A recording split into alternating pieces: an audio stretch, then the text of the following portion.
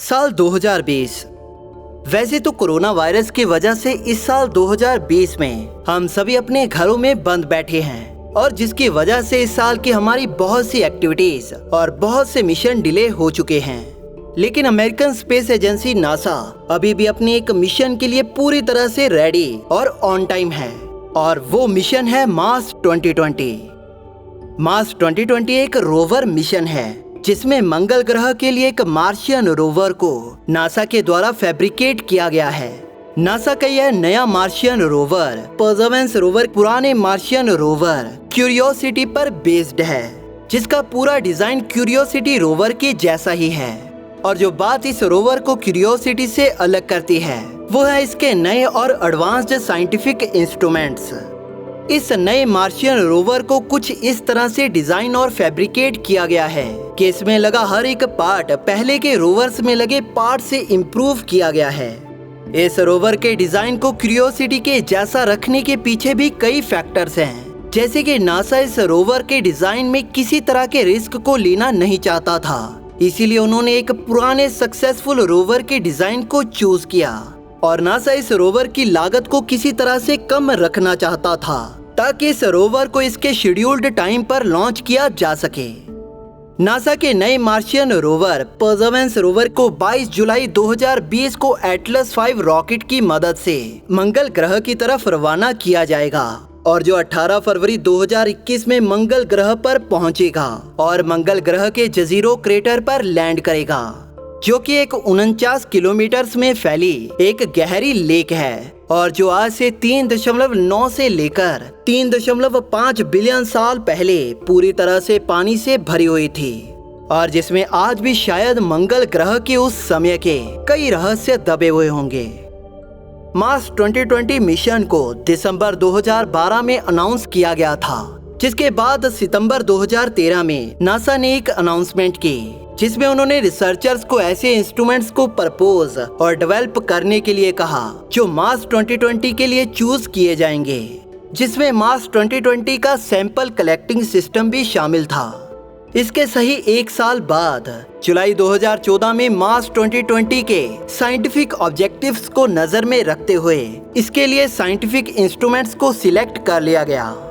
NASA की science definition team ने propose किया कि Perseverance rover at least Martian rocks और मार्शियन सरफेस सॉइल के 31 सैंपल्स को पैक करेगा, जिसे आने वाले सैंपल रिटर्न मिशंस की मदद से हमारी पृथ्वी पर लाया जाएगा।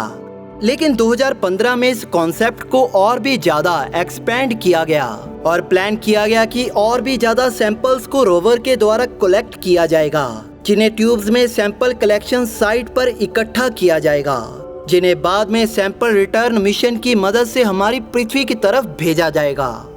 परसेवरेंस रोवर जजीरो क्रेटर में लैंड करेगा, जो कि एक रिवर डेल्टा है जहां आज से 3.5 से लेकर 3.9 बिलियन साल पहले पानी बहता था, जिसकी वजह से वहां पर मंगल के इतिहास के बहुत से रहस्य छिपे हुए होंगे।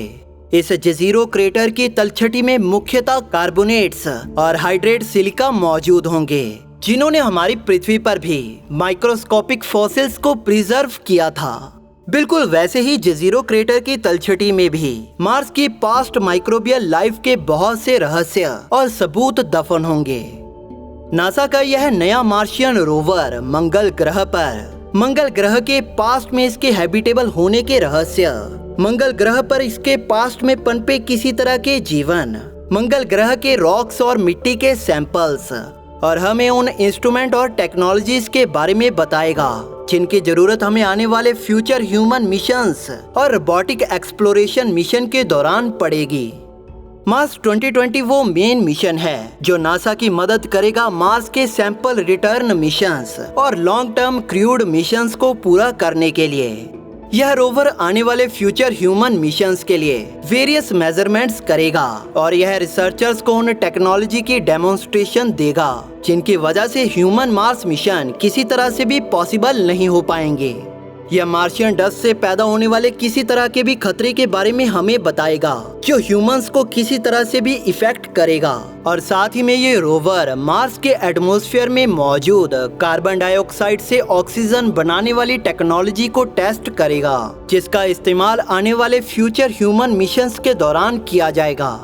इसी के साथ साथ यह मिशन मार्स के सरफेस वाटर, पहले से improved techniques, Martian weather, Martian dust और मार्स के अदर पोटेंशियल इन्वायरमेंटल कंडीशंस का पता लगाएगा और जो फ्यूचर ह्यूमन मिशन में मार्स पर आने वाले एस्ट्रोनॉमर्स को किसी तरह से भी इफेक्ट कर सकते हैं।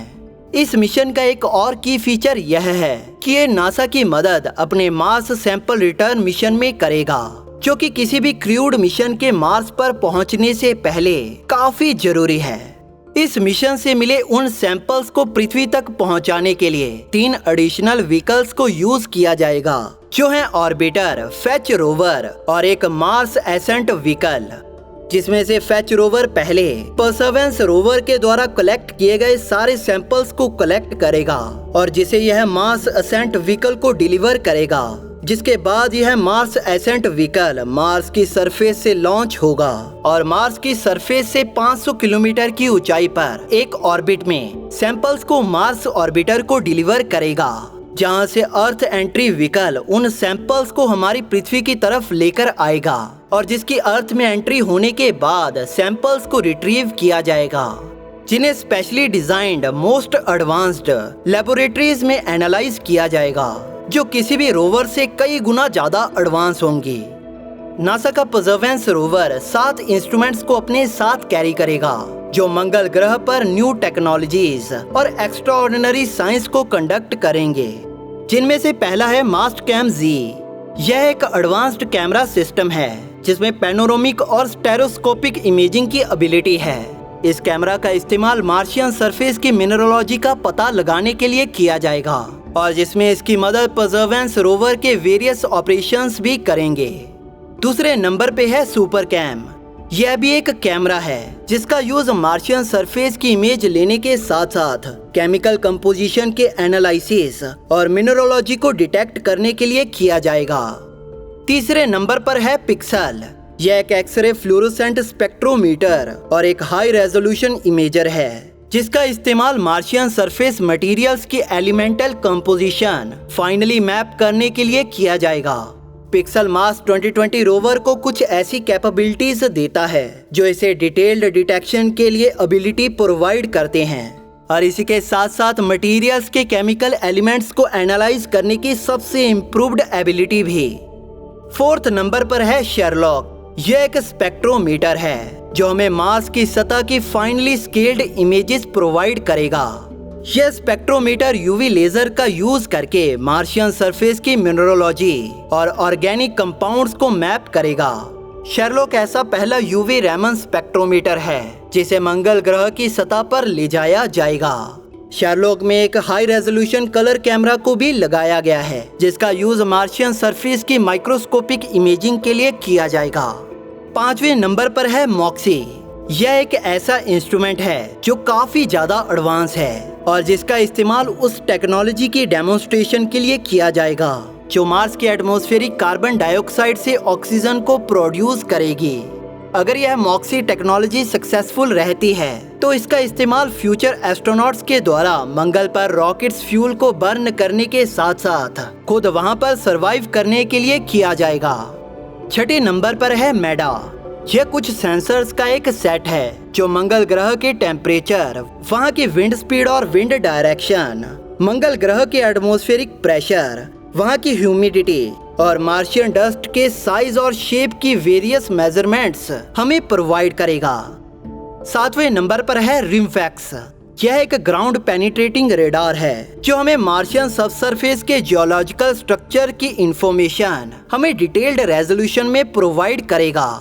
इन इंस्ट्रूमेंट्स के बाद अगर हम बात करें परसेवरेंस रोवर के साइज और डायमेंशंस की, तो यह काफी हद तक क्यूरियोसिटी रोवर के जैसा ही है।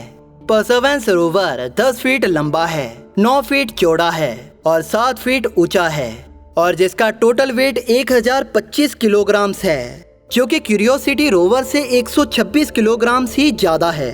इस ज्यादा वेट के पीछे का कारण है परसेवरेंस रोवर के ज्यादा रोबस्ट व्हील्स, जिन्हें क्यूरियोसिटी से ज्यादा थिकर और डायामीटर में भी थोड़ा बड़ा बनाया गया है, जो इन व्हील्स को और भी ज्यादा ड्यूरेबल बना देता है।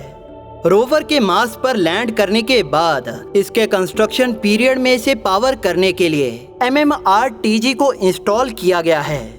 यह एक जनरेटर है जो 4.8 किलोग्राम प्लूटोनियम डाइऑक्साइड का यूज करेगा एक स्टेडी हीट की सप्लाई को प्रोवाइड करने के लिए, जिससे इलेक्ट्रिसिटी को प्रोड्यूस किया जाएगा। यह जनरेटर रोवर की लॉन्च के वक्त 110 वाट्स इलेक्ट्रिकल पावर को जनरेट करेगा, जो मिशन की लाइफ के अकॉर्डिंग कम होती जाएगी। और इसी के साथ साथ रोवर में 2 लिथियम आयन बैटरीज को भी लगाया गया है, जिनका इस्तेमाल तब किया जाएगा जब यह रोवर उस जनरेटर की पीक अमाउंट से भी ज्यादा पावर को यूज करेगा। यह जनरेटर और यह बैटरीज इस रोवर को इसके ऑपरेशन के वक्त काफी फ्लेक्सिबल बनाती हैं, क्योंकि इनकी बदौलत यह रोवर अपने इंस्ट्रूमेंट्स को रात के समय रेतीले मार्शियन तूफानों और मार्शियन विंटर्स के वक्त भी यूज कर पाएगा। मार्स 2020 रोवर अपने साथ एक और पैसेंजर को मार्स पर लेकर जाएगा, जो है इंजेन्युटी। इंजेन्युटी एक रोबोटिक मार्शियन हेलीकॉप्टर है जो अपनी नई टेक्नोलॉजी का इस्तेमाल इंटरेस्टिंग टारगेट्स को खोजने के लिए करेगा, और इसी के साथ साथ यह परसेवरेंस की मदद करेगा बेस्ट ड्राइविंग रूट को प्लान करने के लिए। यह एयरक्राफ्ट रोवर पर बने डेक से डिप्लॉय करेगा। इसकी हर एक फ्लाइट 3 मिनट्स की होगी, जिसके दौरान यह 3 मीटर से 10 मीटर के एल्टीट्यूड तक फ्लाई करेगा, और जो अपनी हर एक फ्लाइट के दौरान 600 मीटर के मैक्सिमम डिस्टेंस को कवर करेगा। यह हेलीकॉप्टर ऑटोनोमस कंट्रोल का यूज करेगा, और अपनी हर एक लैंडिंग के बाद यह परसेवरेंस के साथ डायरेक्टली कम्युनिकेट करेगा। अगर यह नासा की एक्सपेक्टेशन के अनुसार काम करता है, तो नासा इसके डिजाइन पर फ्यूचर मार्स मिशन के लिए काम करेगा। परसेवरेंस और इंजेन्युटी के साथ साथ मंगल पर जाएंगे 10.9 बिलियन लोग, जिन्होंने नासा के send your name to Mars में पार्टिसिपेट किया था। इन सभी लोगों के नामों को 3 सिलिकॉन चिप्स पर स्टोर किया गया है, जिन्हें परसेवरेंस रोवर के साथ मार्स पर ले जाया जाएगा। नासा का यह मार्स 2020 मिशन अपनी लॉन्च के साथ ही ह्यूमन मिशन टू मार्स की रिवर्स काउंटिंग को स्टार्ट कर देगा, और अपनी हर एक नई खोज के साथ यह मिशन हमें मंगल ग्रह के और करीब ले जाता जाएगा। दोस्तों, मार्स 2020 मिशन के बारे में आपका क्या कहना है, हमें कमेंट सेक्शन में जरूर बताएं। दोस्तों, अगर आपने वीडियो एंजॉय किया तो वीडियो को लाइक जरूर करें, और इसे अपने फ्रेंड्स और फैमिली के साथ शेयर भी जरूर करें। स्पेस से जुड़े इसी तरह के इंफॉर्मेटिव वीडियोस को देखने के लिए चैनल को सब्सक्राइब जरूर करें, और बेल नोटिफिकेशन को भी दबा दें। हम मिलते हैं इसी तरह के अगले नए इंफॉर्मेटिव वीडियो में। तब तक के लिए टाटा, bye bye and take care.